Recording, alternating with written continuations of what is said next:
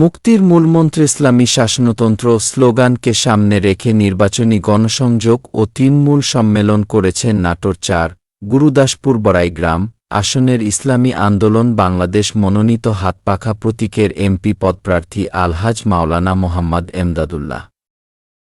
শুক্রবার রাতে গুরুদাসপুরের নাজিরপুর ইউনিয়নের ৯ নং ওয়ার্ড মোল্লাবাজারে গণসংযোগ শেষে রাতে তৃণমূল নেতাকর্মীদের সম্মেলনে প্রধান অতিথির বক্তব্য দেন তিনি।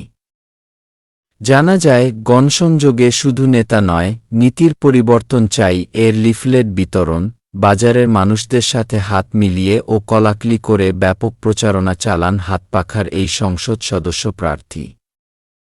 পরে ইসলামী আন্দোলনের নাজিরপুর ৯ নং ওয়ার্ড সভাপতি হাফেজ মুহাম্মদ রেজাউল করিমের সভাপতিত্বে তৃণমূল সম্মেলনে বিশেষ অতিথির বক্তব্য রাখেন উপজেলা শাখার সভাপতি মাওলানা মোহাম্মদ ওমর ফারুক, সাধারণ সম্পাদক মুহাম্মদ শরীফুল ইসলাম এবং প্রধান বক্তা নাজিরপুর ইউনিয়নের সভাপতি মাওলানা আলমগীর হুসাইন ও ইউনিয়ন জামায়াতে ইসলামীর আমির হামিদুর রহমান সবুজ।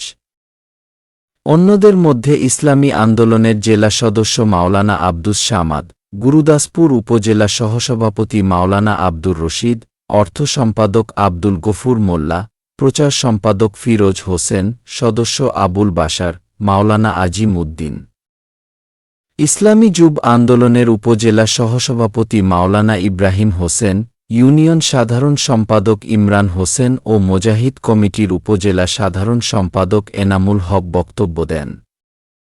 এ সময় ইসলামী আন্দোলন ও জামায়াতের সর্বস্তরের নেতাকর্মী উপস্থিত ছিলেন। প্রধান অতিথি মাওলানা এমদাদুল্লাহ তৃণমূলের উদ্দেশ্যে বলেন, দেশে গুম, খুন, সন্ত্রাস, চাঁদাবাজ, দুর্নীতি ও অন্যায়ের রাজনীতি চলবে না। এখন শান্তির ধর্ম ইসলামের সুশাসন প্রতিষ্ঠা করার সময়। জনগণও সেটাই চায়। মানুষের ভাগ্যের পরিবর্তন ঘটাতে সকলের কাছে দোয়া, সমর্থন ও ভোট চাই। আসন্ন নির্বাচনে ইসলামী দলের আল্লাহ ভীরু নেতৃত্বকে বিজয়ী করার আহ্বান জানান তিনি।